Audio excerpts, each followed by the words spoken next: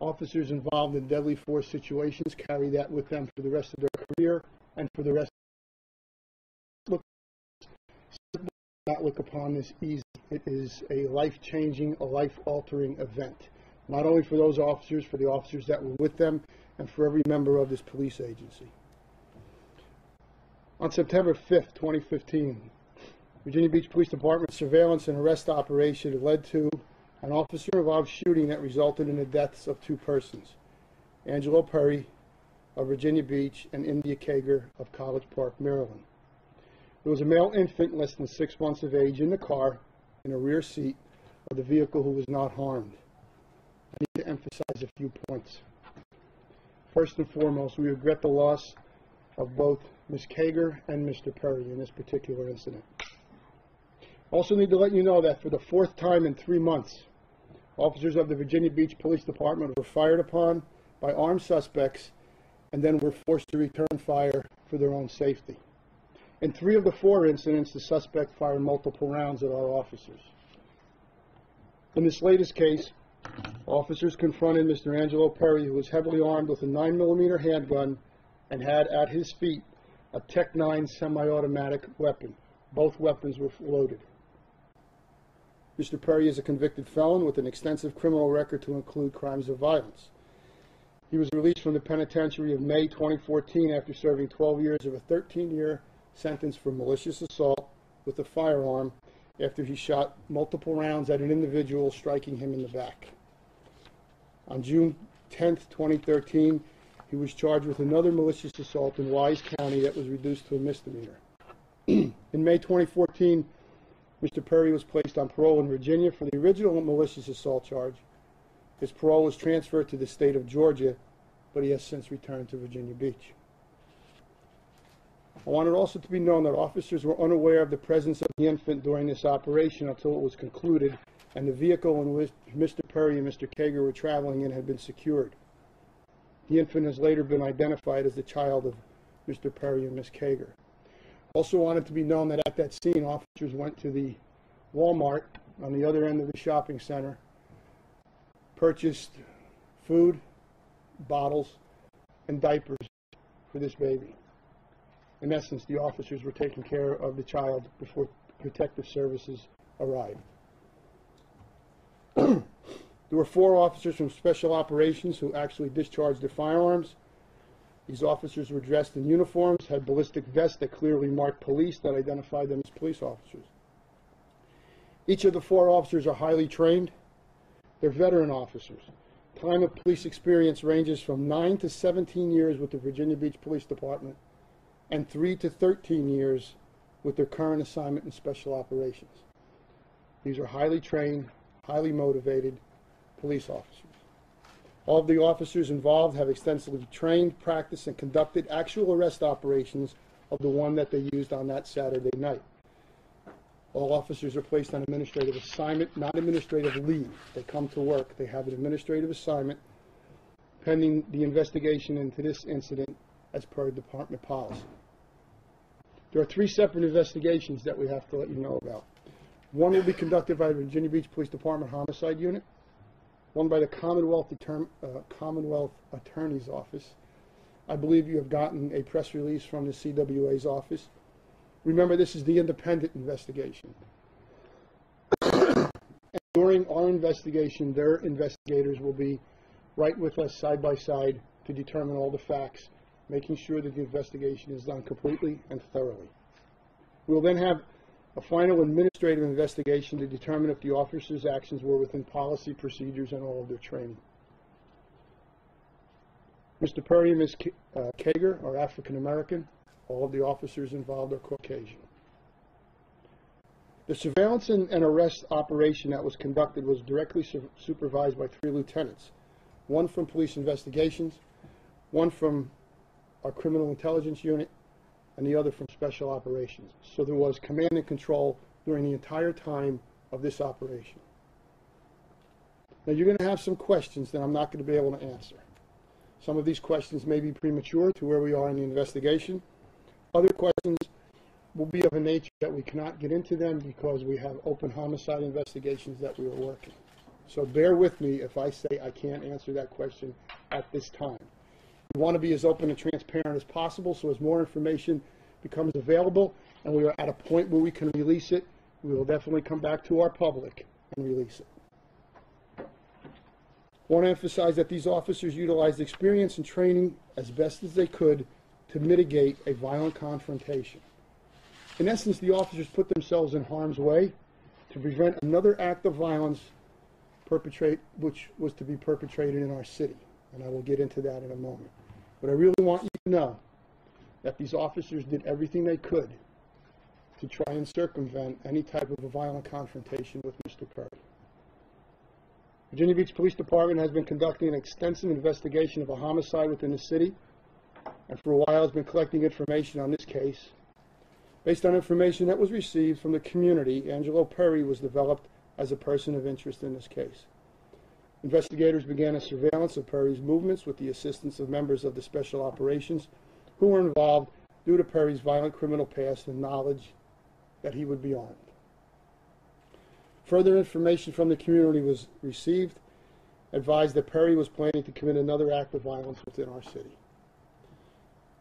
Mr. Perry was positively identified in the vehicle. The vehicle was driven by Ms. Kager. The surveillance teams were the ones who made the positive identification of him. At the time, Mr. Perry and Ms. Kager were the only occupants visible to the surveillance units. While under surveillance, Kager drove her vehicle in what we are going to describe as an erratic and evasive manner.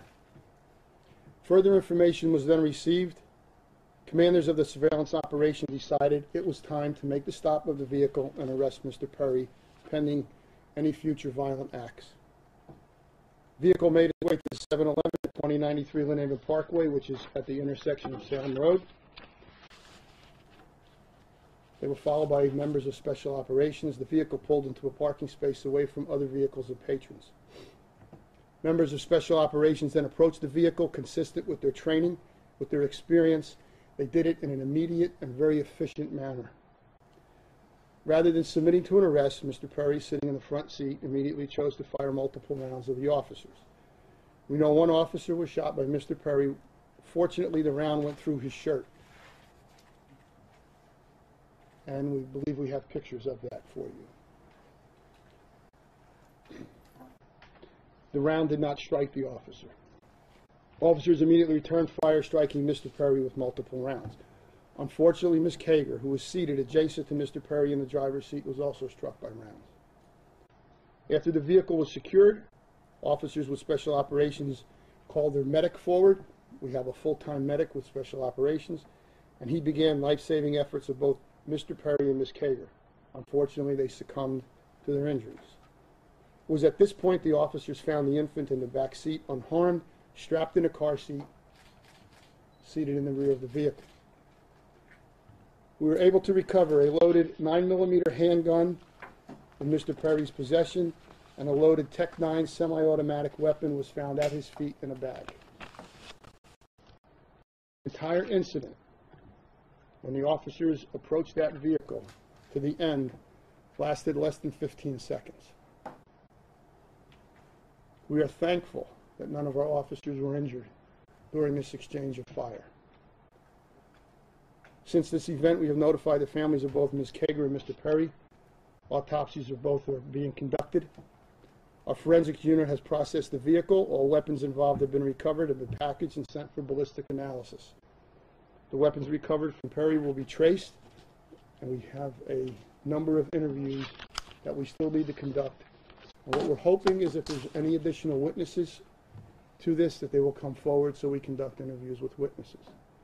Again, this entire incident, from the time those officers approached that vehicle, from the time that vehicle made the stop, the officers approached, the large exchange of gunfire until lasted less than 15 seconds.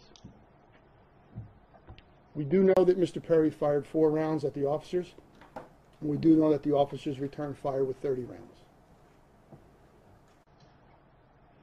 Again, we're thankful none of our officers were injured.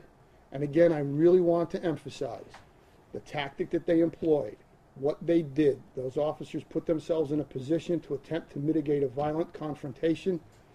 Unfortunately, it did go in that direction.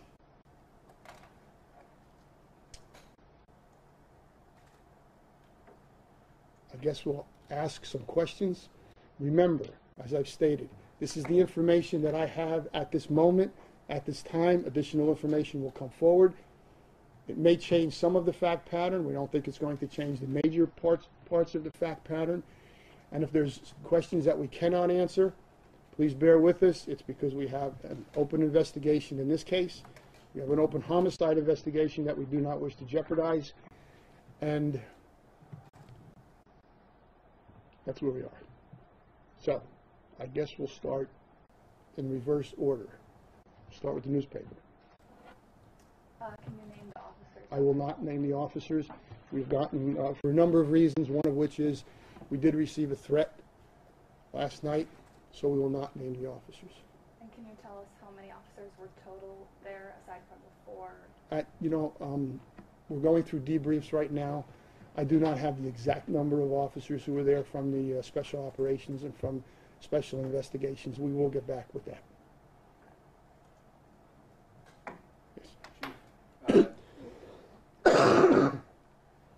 Sir, are any of the officers involved in previous officer-involved shootings?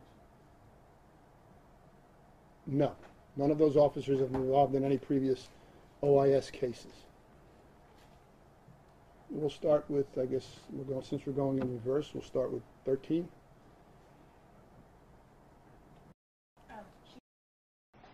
Which homicide did you believe that Perry was involved in? Again, that's one of the questions we cannot answer because I don't want to jeopardize that particular investigation at this time. There are additional suspects out there related to that? I am, once again, I'm not going to get into specifics on that. You'll have to bear with us. He was a person of interest in a homicide case. And we did know that he was armed. We did know he was heavily armed. We did have credible information that he was going to commit a violent act within our city. Was that violent act, did that have a connection to the homicide, the previous homicide? And again, well, I'm not going to be able to get into that specific question. 10. How long have you been under surveillance? During that evening, for about 30 minutes. And in days prior? I'm not 100% sure. I do know that it was about 30. We do know what his movements were, but actual surveillance was about 30 minutes prior to him pulling into the 7-Eleven. But when did the surveillance start? Days, weeks? Not going to be able to get into that one. Is there, you mentioned receiving a threat. Correct. Is there any concern right now for public or police safety given how violent he was and kind of his known associates? Well, we're going to get information out to our officers. The threat was a general threat. It wasn't specific, but I really do not want to put out officers' names at this time. 3. India Kager, did she ever pose a threat to officers, and why was she shot? Was it just crossfire? Could you talk a little bit about that? Again, Indian Kager was sitting directly next to Mr. Perry as the officers were firing. That was incidental. It was accidental. It was not intended. But they were right on top of each other as he was firing his weapon at the officers. And so, I mean, this happened on Saturday. Why did you wait until today to update the public? We did give information out yesterday. It happened Saturday night right after midnight. Our officers, myself included, the deputy chiefs were out till sunrise. Sunday we began to do some latent investigations. Yesterday we were all given additional briefings, and it was decided we would just hold off to today so we can give you as much information as at this time as we can. Sir. Can you tell us when the officers, who you from? I'm sorry, I'm with the Associated Press. Okay. Can you tell us when the officers came up, did they have their sirens on and lights, or did they just come up and say police right up next to the vehicle? They were in unmarked vehicles. They were dressed in uniform. As they approached the vehicle, verbal commands were given. We also did use it to attempt to mitigate as much as possible. The officers did use a sound light distraction device. And again, they've done this before, and every occasion up to this one, ends in a peaceful resolve. Do they have body cameras? We're That's the gonna- last question. I was just gonna say, we have time Do for the, one do, question. do the officers all have I body would cameras? prefer to have a question for one of the reporters rather than all the. Okay. Okay. Officers do not have body cams. Okay, and was there surveillance video at your access of from 7-Eleven? Are they There gonna- is. And my last question is, you talked about how traumatic this is for them involved in the shooting, and do these police officers, are they going to be able to go back out? It's a very good question.